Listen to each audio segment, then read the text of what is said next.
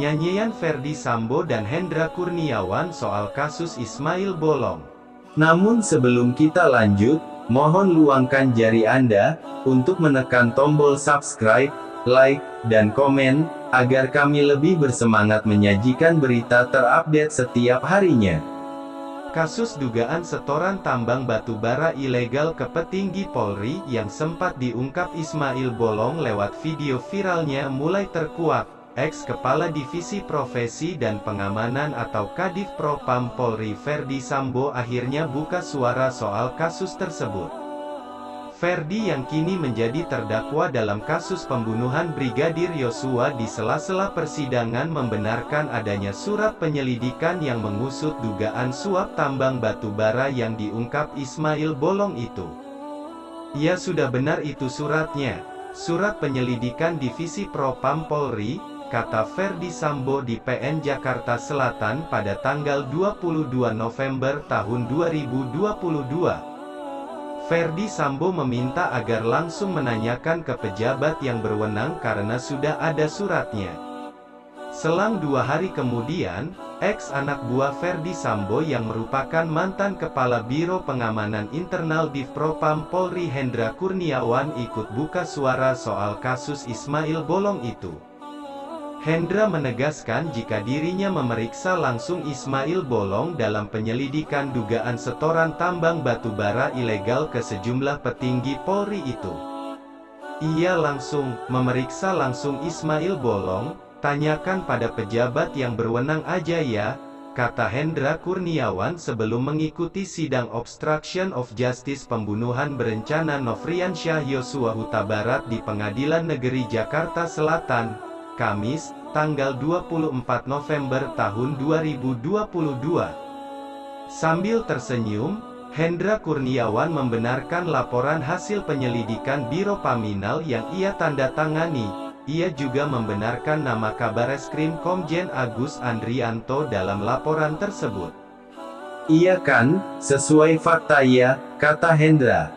Kasus ini awalnya terungkap lewat video viral Ismail Bolong pada tanggal 3 November tahun 2022 lalu. Video ini awalnya diputar dalam acara diskusi bertajuk Persekongkolan Geng Tambang di Polisi dan Oligarki Tambang, yang digelar oleh lembaga Indonesian Club. Belakangan, Ismail mengklarifikasi lagi soal video tersebut. Dia mengatakan video lama yang viral itu dibuat karena tekanan pejabat Divisi Propam Polri saat itu. Namun hal ini kemudian dibantah oleh pengacara Hendra Kurniawan, Henry Yosodiningrat. Dalam dokumen laporan hasil penyelidikan R-ND datar 137-WAS-2.4-2022-Ropaminal tertanggal 18 Maret tahun 2022 kepada Kepala Divisi Propam Inspektur Jenderal Ferdy Sambo yang dilihat Tempo, menyatakan adanya pembiaran terhadap aktivitas tambang batu bara ilegal oleh Polda Kalimantan Timur. Selain Ismail Bolong, terdapat pula 15 orang lainnya yang disebut sebagai pemilik tambang batu bara ilegal. Selain itu, terdapat 2 orang yang disebut sebagai penerima hasil tambang ilegal itu dan memiliki kedekatan dengan pejabat utama PJU Polda Kaltim. Laporan menyebutkan para penambang batu bara ilegal itu memberikan uang koordinasi kepada para petinggi Polda Kaltim sejak Juli tahun 2020. Para pejabat di Polda Kaltim itu disebut sempat menerima uang koordinasi dari Ismail Bolong CS yang besarannya bervariasi antara Rp30.000 sampai Rp80.000 per metrik ton. Selama Oktober hingga Desember tahun 2021, menurut laporan tersebut, mereka diduga menerima uang dengan kisaran Rp600 juta hingga Rp5 miliar. Aliran terbesar untuk Kapolda Kaltim saat itu, Inspektur Jenderal Heri Rudolf Nahak dan wakilnya. Heri diduga menerima uang sebesar Rp5 miliar sepanjang Oktober hingga Desember tahun 2021 sementara wakilnya diduga menerima sebesar Rp1 miliar. Kapolri Jenderal Listio Sigit Prabowo menyatakan telah mencopot Heri dan pejabat terkait lainnya karena kasus ini. Kami sudah copot Kepala Polda dan para pejabat terkait saat itu, kata Listio kepada wartawan Tempo, Linda Trianita, Jumat, tanggal 18 November tahun 2022. Satu jenderal lainnya yang diduga menerima aliran dana Ismail Bolong adalah Kepala Bareskrim Komisaris Jenderal Agus Andrianto.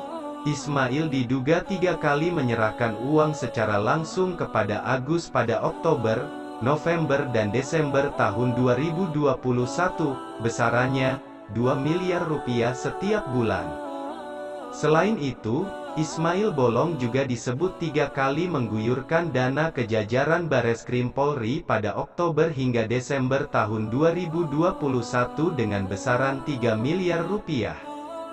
Kemarin, Hendra Kurniawan mengkonfirmasi soal Kabareskrim Komjen Agus Andrianto yang menerima uang setoran tambang batubara ilegal dari Ismail Bolong sebesar 2 miliar rupiah setiap bulan antara Oktober-Desember tahun 2021 dalam bentuk dolar Amerika Serikat. Itu kan ada semua bukti-bukti, kata Hendra Kurniawan setelah mengikuti sidang obstruction of justice pembunuhan berencana Nofriansyah Yosua Huta Barat di Pengadilan Negeri Jakarta Selatan, Kamis, tanggal 24 November tahun 2022. Tempo telah berusaha untuk mengejar konfirmasi dari Kabareskrim Komjen Agus Andrianto soal kasus ini, namun hingga kini belum ada tanggapan dari yang bersangkutan. Selanjutnya Kapolri perintahkan tangkap Ismail Bolong. Kapolri perintahkan tangkap Ismail Bolong. Kapolri Jenderal Listio Sigit Prabowo memerintahkan anak buahnya segera menangkap bekas anggota Satuan Intel dan Keamanan Polres Samarinda Ajun Inspektur 1 Ismail Bolong. Ismail diduga menjadi backing tambang ilegal di wilayah Kalimantan Timur. Saya sudah perintahkan untuk menangkap Ismail Bolong, kita tunggu saja, kata Sigit pada Jumat, tanggal 18 November tahun 2022 lalu. Iwal keterangan Ismail yang berbeda-beda sebelumnya, Kapolri tak ingin hal tersebut menjadi polemik di masyarakat.